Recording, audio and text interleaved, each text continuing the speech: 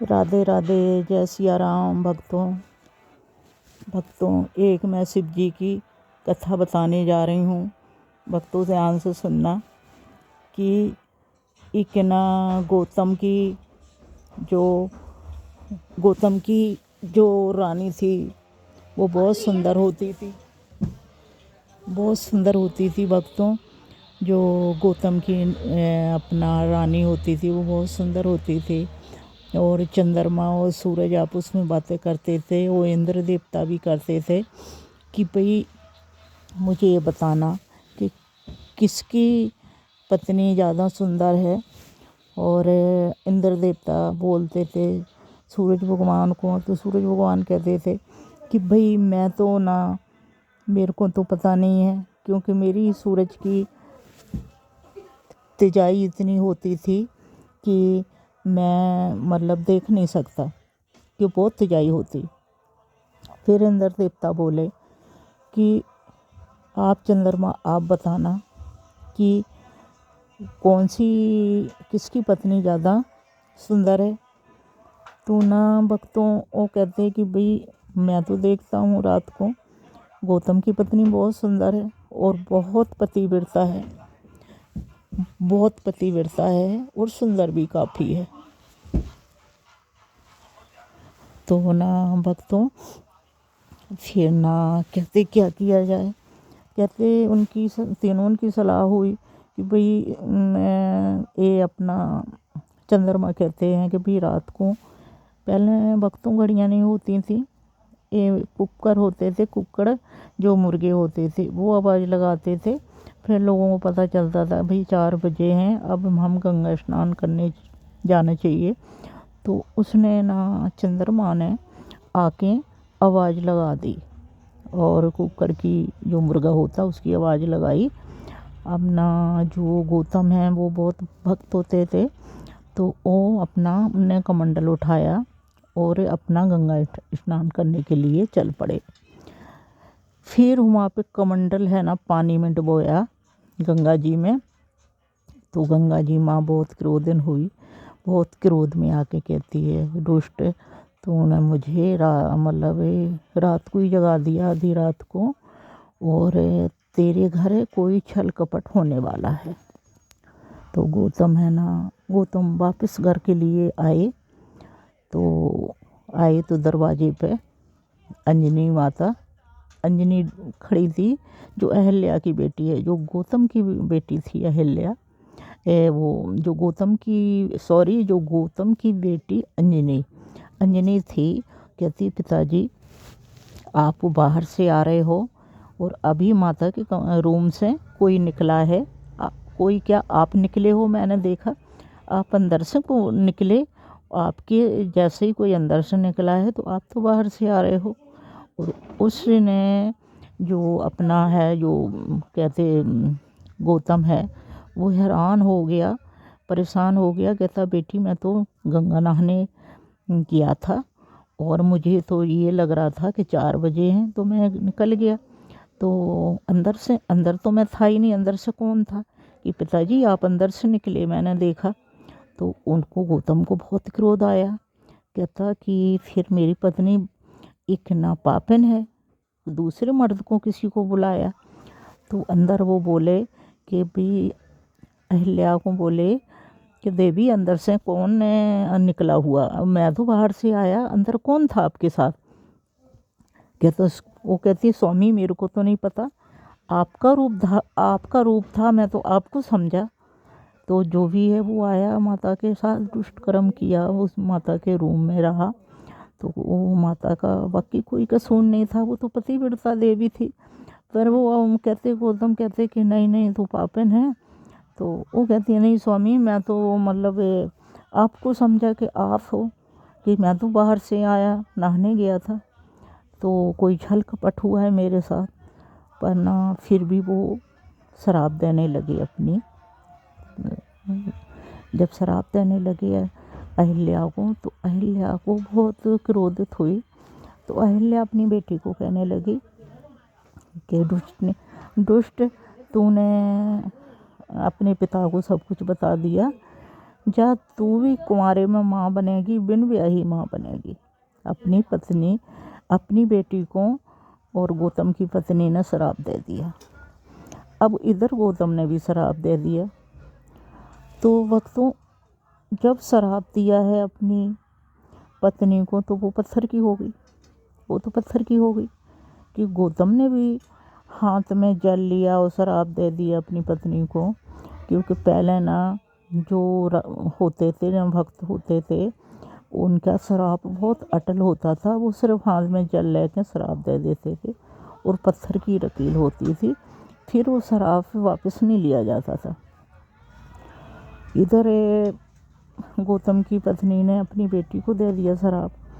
बेटी बोली, माता मैं ऐसी कुटिया बनाऊंगी जहाँ कोई मर्द कोई आता जाता नहीं होगा, तो मैं कुंवारे में माँ कैसे बनूंगी।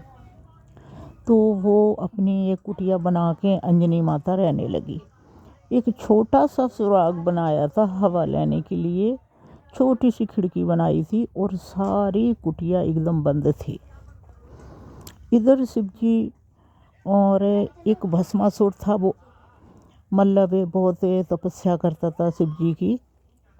और जब वो तपस्या के बाद वो उसने आंखें खोली और शिव जी कहते कि चल तूने जो वरदान मांगने मेरे से मांग ले, तूने बहुत तपस्या की। अब भस्मासुर कहने लगा कि प्रभु मेरे को ना तुम जो भी वरदान किया, जो मैं मांगूंगी मुझे दोगे। वो कहता जो भी तू मांगेगा तेरे को देंगे। भस्मासुर कहने लगे, भाई प्रभु जब मैं किसी के सिर पे हाथ रखूंगा और वो बंदा भस्म हो जाएगा, ये वरदान चाहिए मेरे को। शिव जी बेचारे क्या भोले भाले हैं, वो तो भोले शंकर हैं, उनने बिना सोचे समझे वरदान दे दिया। और भस्मासुर अब क्या करने लगा कि शिव जी के सिर पे हाथ रखने लग गया। और शिव जी ने वो सोचा कि मैंने इसको वरदान दिया, मेरे सिर पे हाथ रखेगा तो मैं भस्म हो जाऊंगा। अब शिव जी दौड़े मतलब गए तो उधर छिप के खड़े हो गए। और जब छिप के खड़े थे, वो छिपे भी कहाँ, शिव जी जो आँख का पेड़ होता ना, आँख के पेड़ का जो फूल होता, वो फूल में छिप गए थे। तो ना अब वो तो मतलब लीलाधारी हैं विष्णु भगवान, वो तो सब कुछ मतलब देख रहे थे कि प्रभु देख लो, बिना सोचे समझे वरदान दे देते हैं। और अब देखो भाग रहे हैं।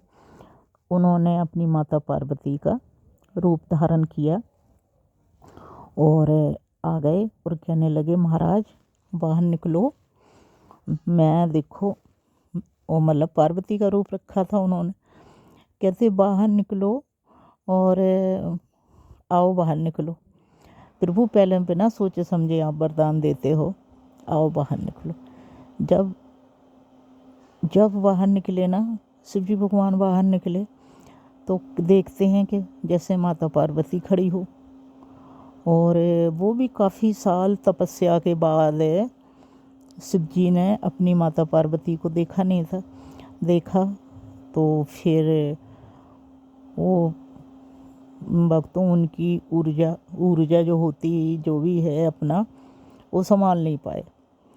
अब कहने लगे कि भाई विष्णु भगवान को, अब मैं क्या करूं, ये अगर मैं ज़मीन में डालता हूँ तो सारी दुनिया ख़त्म हो जाएगी, ये मेरी ऊर्जा नहीं, दुनिया बर्दाश्त नहीं कर पाएगी। तो फिर विष्णु भगवान ने बोला, प्रभु आप इसको संभाल के रखो, चलो चलते हैं, इसका भी कोई हल निकालते। दोनों चल पड़े। चलते चलते माता की कुटिया पे पहुँचे। अब माता की कुटिया पे पहुँचते हैं तो कहते, माता मुझे बहुत भूख प्यास लगी है, मुझे कुछ खाने को चाहिए। अब थोड़ा सा उन्होंने अपनी कुटिया में सुराग बनाया था।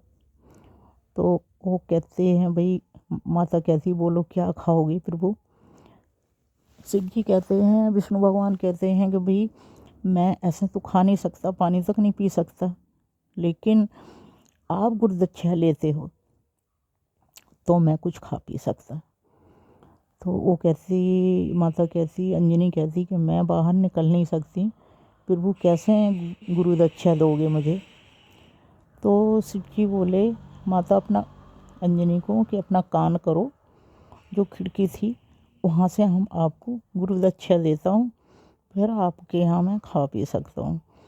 माता ने कान किया तो उनने शिव जी भगवान ने जो उनकी ऊर्जा थी, जो उनका वीर्य था, वो कान में फूंक मारी और वो माता के पेट में गर्भ हनुमान जी आ गए गर्भ में।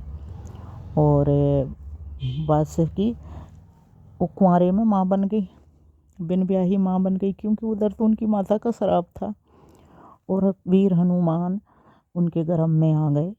और वीर हनुमान है ना, वो शिव जी के पुत्र हैं, शिव जी के पुत्र हैं, जो उनकी ऊर्जा से फूंकने से उनके गर्भ में गए थे।